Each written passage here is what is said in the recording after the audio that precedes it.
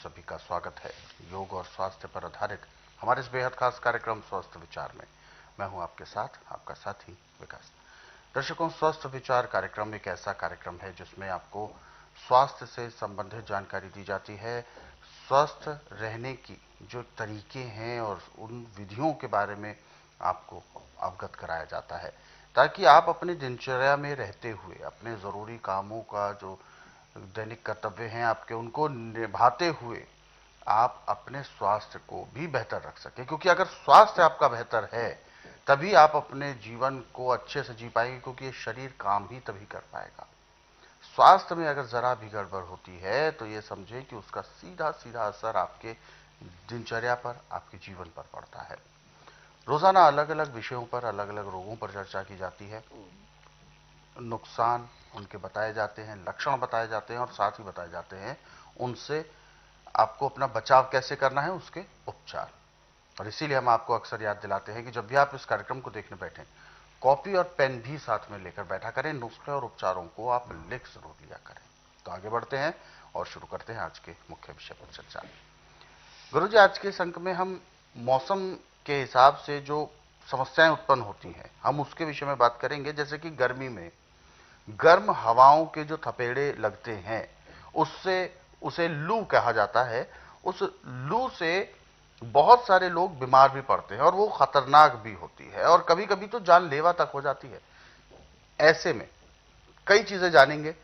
लू क्या होती है, क्यों ये इतनी खतरनाक है, कैसे ये शरीर के अंदर विकार उत्पन्न कर देती है और ये जानलेवा कैसे है। देखिए, कुदरत ने जी। 6 ऋतुएं बनाई हैं और 6 ऋतुओं का प्रभाव अलग अलग है। ग्रीष्म ऋतु अप्रैल से लेके जून तक मानी गई है, परंतु लू जो है आपको सितंबर तक भी लगती है। अब इसमें लू से बचने का भी और लू लगने पे इसका उपचार जो है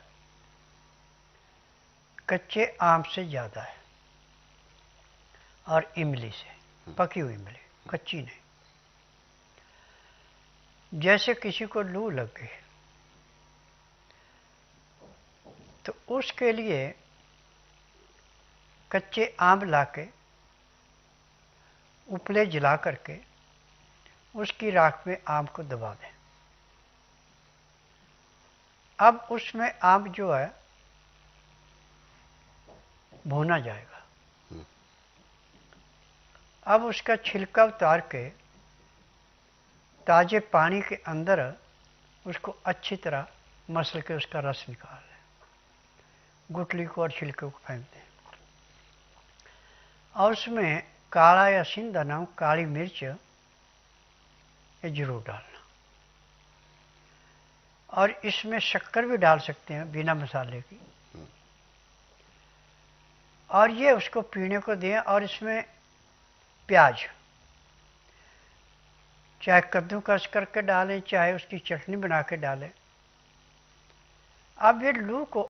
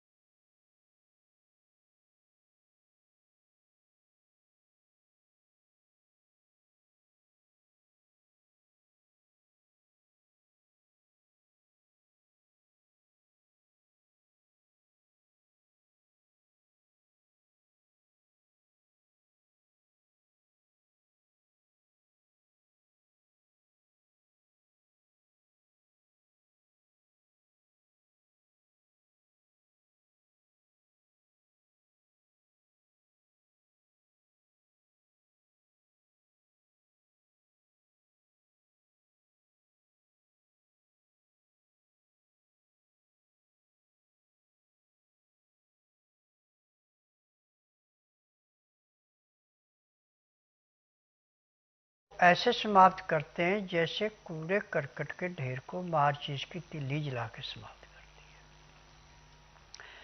लू लगने से शरीर में पानी की कमी पड़ जाती है, पसीने से भी निकलता है, और पेशाब का रंग तो बिल्कुल हल्दी जैसा या सरसों के तेल से भी ज़्यादा गाढ़ा होता है। और इसमें मेडिकल में, आयुर्वेद में ग्लूकोज ज़्यादा चढ़ाते हैं। ये ठीक है कि ग्लूकोज टेम्परेरी रिलीफ देता है, परंतु रोग को जड़ से नहीं काटता। जड़ से काटने के लिए आम का पन्ना और इमली का जूस, ये एक किस्म का अमृत है। इमली को यदि आपने सफ़र करना है और लू के थपेड़े पड़ रहे हैं, तो पैर के तलुओं में और हथेलियों में इमली 50 ग्राम पानी में घोल के उसका मेहंदी जैसा लेप कर लें। अब वो पीने को भी ना दिए लेप कर लेते हैं, तो उससे भी आपको लू नहीं लगेगी। बहुत बड़ी बात है। और उसके शरबत में हल्का सा काला नमक, काली मिर्च और शक्कर बिना मसाले की मिला के उसका भी शरबत पीते हैं, जैसे आम का पन्ना पीते हैं, तो भी लू नहीं लगती। और जिसको लू लग गई है उसको प्याज पीस करके आम के पन्ने में मिला करके देने से लू ऐसे समाप्त होती है जैसे जलती अग्नि में पानी डाल के अग्नि शांत हो जाती है, ऐसे लू समाप्त हो जाती है। और हर साल मेरे पास मई से लेके सितंबर तक 60 से 70 मरीज ऐसे लू के आते हैं जिनको डॉक्टर ने जवाब दे दिया कि भैया अब इसका उपचार नहीं है, इस पर कोई दवाई काम नहीं कर रही। परंतु जिस दिन मेरे आश्रम में आता है उसी दिन उसको 20% आराम तो परमानेंट मिल जाता है और 15 दिन में पूर्ण रूप से स्वस्थ हो जाता है। अच्छा, ये जड़ी बूटियों का है। तो गुरुजी, जैसा कि लू के बारे में हम बात कर रहे हैं, ऐसा आखिर लू में क्या होता है जो शरीर को एकदम अंदर से तोड़ देता है? देखिए, लू लगने से एक तो आपकी पाचन शक्ति कि जो अंदर गर्माहट होती है बहुत तेज बढ़ जाती है। लीवर की ज़्यादा तेजी गर्माहट भी अच्छी नहीं है। अच्छा। पहला। और दूसरा, पानी की कमी पड़ जाती है और आँखों के अंदर जैसे कांकर पड़ जाते हैं, उससे आँखें पथरा जाती हैं, ऐसे आँखें पथरा जाती हैं। तीसरे में आदमी बेहोश भी हो जाता है, चक्कर खा के गिर भी जाता है। परंतु जब आम का पन्ना बना के आप पी रहे हैं या मूली का जूस आपको मिल जाए तो रामबाण है। और आपको कोई भी चीज नहीं मिल रही है और आप ऐसी जगह पे लू आपको लग गया और ये चीजें प्राप्त नहीं हो रही हैं, तो उसमें आपको दो चीजों पे ध्यान देना है कि पानी हमेशा नवाया पीना, ठंडा पानी नहीं पीना। और उसके अंदर हल्का सा काला नमक, काली मिर्च और थोड़ी हल्दी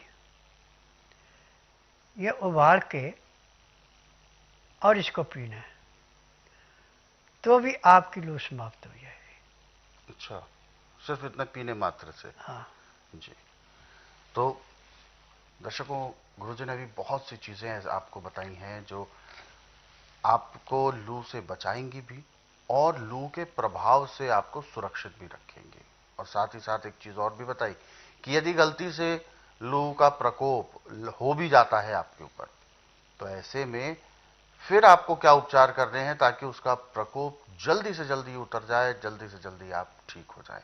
ये सारी चीजें जो विस्तार से आपको बताई है, इसको आपने लिख जरूर लिया होगा। इसीलिए हमने कहा था कि आप जब भी इस कार्यक्रम को देखने बैठे तो कॉपी और पेन भी साथ में जरूर लेकर बैठा करें, नुस्खे और उपचारों को आप लिख जरूर लिया करें।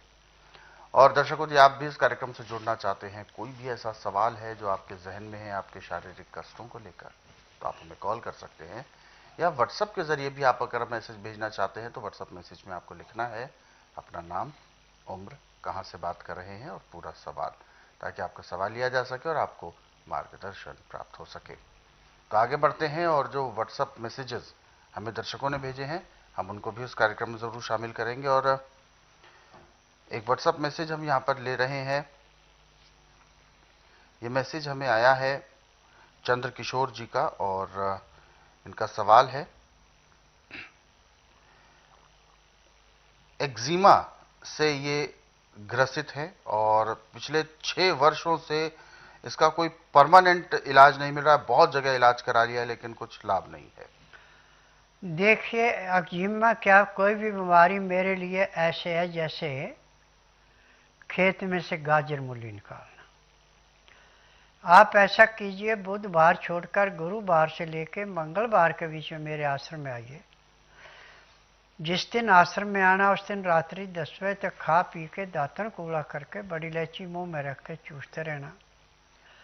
सुबह जब तक मैं नाड़ी परीक्षण नहीं करूं तब तक एक बूंद भी पानी नहीं पीना, न कुछ खाना।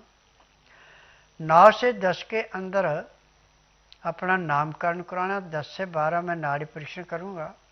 नाड़ी परीक्षण में मैं बोलूँगा कि आपको क्या तकलीफ है, कितनी पुरानी है, उसके अनुसार दवाइयाँ दी जाएगी। दवाइयाँ खाने की हैं, पीने की हैं, मालिश करने के तेल हैं, आँख में, नाक में, कान में डालने की दवाइयाँ, दांत भंजन है, ये सब जड़ी बूटियाँ हैं, इनमें केमिकल कोई नहीं है। और मेरी अपनी फार्मेसी उसी में बनती हैं। ये दवाइयाँ रजिस्टर्ड है, पेटेंट है, इनका साइड इफेक्ट कोई नहीं है। जिस दिन आएंगे उस दिन आपको अपने एक्जिमा में कम से कम 20 से 25% आराम तो परमानेंट मिल जाएगा। 15 दिन की दवाई से आपको 40 से 50% आराम मिलेगा। महीने 1.5 महीने में एक्जिमा का नामो निशान नहीं रहेगा, पूर्ण रूप से स्वस्थ हो जाएंगे। क्योंकि मैं जड़ी बूटियों से इलाज करता हूँ। और ऐसे आपने टीवी के माध्यम से ऐसे कईयों के इंटरव्यू सुने होंगे जिनको एक्जिमा था और जिन्होंने बाहर के देशों में भी उपचार कराया परंतु ठीक नहीं हुआ, और यहाँ आके आज पूर्ण रूप से स्वस्थ हैं और अपना अच्छा जीवन निर्वाह कर रहे हैं। तो ये समस्याएं बिल्कुल ठीक हो सकती हैं। एक्जिमा कोई बहुत बड़ा ऐसा रोग नहीं है, हालांकि ये एक चिंता का विषय जरूर है। एक्जिमा नहीं होना चाहिए किसी को, लेकिन अगर हो गया है तो ऐसे में उस रोगी को निराश नहीं होना है, उसका उपचार भी संभव हो सकता है। बस नियम परहेजों के साथ औषधियों का सेवन करना होगा। अधिक जानकारी के लिए आप हेल्पलाइन नंबर